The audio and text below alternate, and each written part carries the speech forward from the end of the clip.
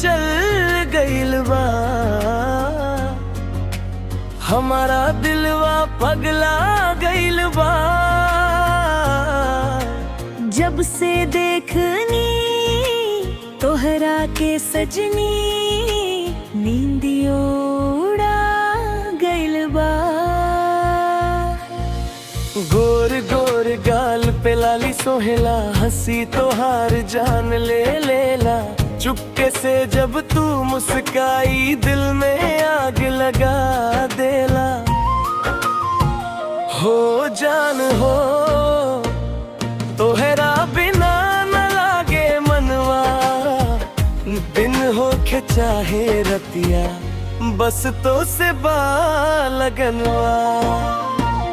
हो सजन हो तू ही बाड़ू हमार दुनिया, तोहरे खातिर जियब हम, तोहरे खातिर मरब हम।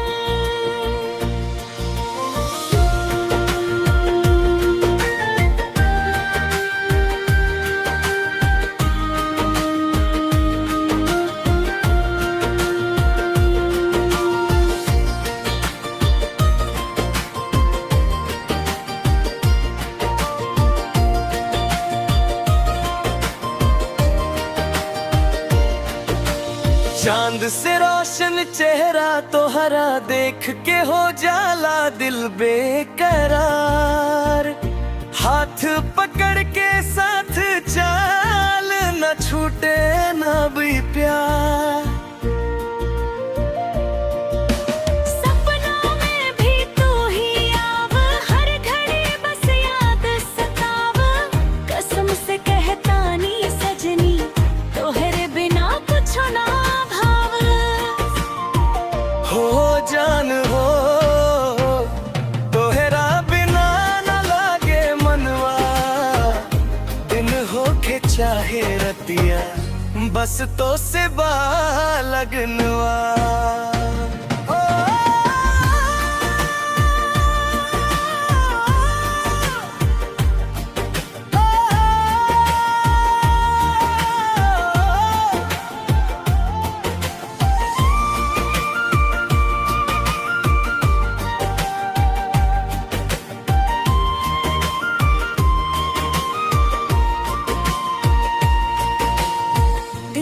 धड़कन तू बन गईलू, सांस में खुशबू बन गईलू।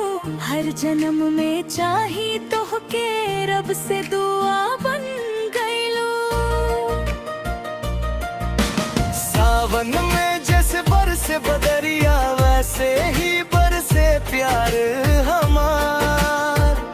भींजा देहिया पुहार सजनी, कर से ना अब इनकार। चुनरी उड़े जब हवा में, लगे जादू हर अदा में। देख के तोहरा के जान, खो जानी हम सजा में। हो जान हो तोहरा बिना न लागे मनवा, दिन हो के चाहे रतिया, बस तो से लगनवा।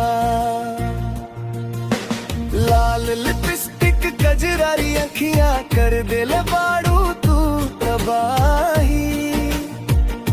जब तू निकले बाजार में, लड़ी का सब हो जाला सही। झुमका झूले कान में तोहरे, दिल तक जाला जान में तोरे। चल सुनाए जान घूमे चली, हाथ पकड़ी शान में तोरे। हो सजन हो तू ही बारू हमार दुनिया, तोहरे खातिर जी अब हम, तोहरे खातिर मरब हम।